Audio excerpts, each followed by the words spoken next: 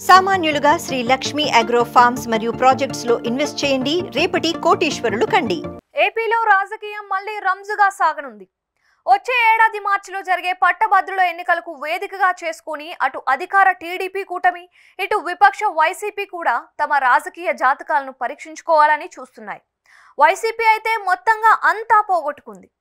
అసలు కొసరు అన్నీ పోయి ఆస్తులు అడుగంటిన వేళ ఎమ్మెల్సీ ఎన్నికల్లో ఆయన శక్తిని కూడా తీసుకుంటే పరువు దక్కుతుందని భావిస్తోంది. దాంతో గుంటూరు, విజయవాడ పట్టభద్రుల ఎమ్మెల్సీ ఎన్నికల మీద కన్నేసింది. ఇక బలమైన అభ్యర్థినే చూసి మరీ బరిలోకి దించుతోంది అనే ప్రచారం అయితే సాగుతోంది. జగన్ కి సన్నిహిత బంధువు అయిన గౌతమ్ రెడ్డిని పోటీకి పెడితే అన్ని ఆయనే చూసుకుంటారు, ఆ పైన ఓటర్లలో పెరిగిన అసంతృప్తి ఉండనే ఉంది అని వైసీపీ లెక్క వేసుకుంటోంది. ఇక టీడీపీ కూటమి నుంచి మాజీ మంత్రి ఆలపాటి రాజాని ఎంపిక చేశారు అని ఇప్పటిదాకా వినిపించిన మాట.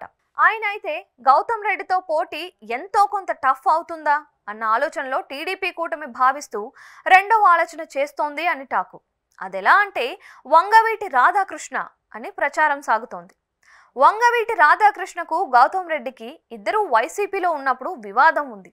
ఈ ఇద్దరి వివాదం వల్లనే రాధా వైసీపీని వీడి వెళ్ళిపోయారు అనే టాక్ అయితే ఉంది.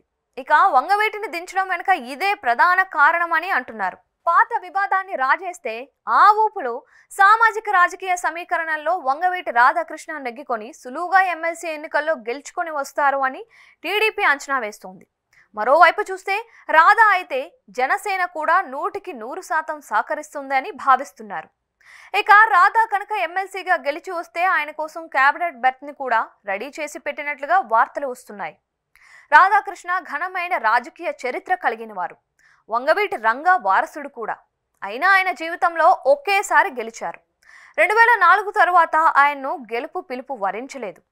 ఆయన వరుసగా 2009లో ప్రజారాజ్యం నుంచి, 2014లో వైసీపీ నుంచి పోటీ చేసి ఓటమి పాలయ్యారు.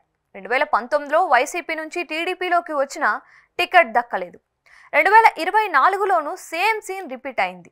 దాంతో కూటమి ప్రభుత్వం అధికారంలోకి వచ్చిన రాధా మాత్రం రాజకీయంగా ఏమీ కాకుండా మిగిలిపోయారు.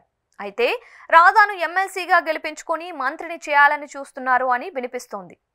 ఉమ్మడి కృష్ణా జిల్లాలో సామాజిక సమీకరణల నేపథ్యంలో రాధాకే మంత్రి పదవి ఖాయమని అప్పట్లో ప్రచారం సాగింది.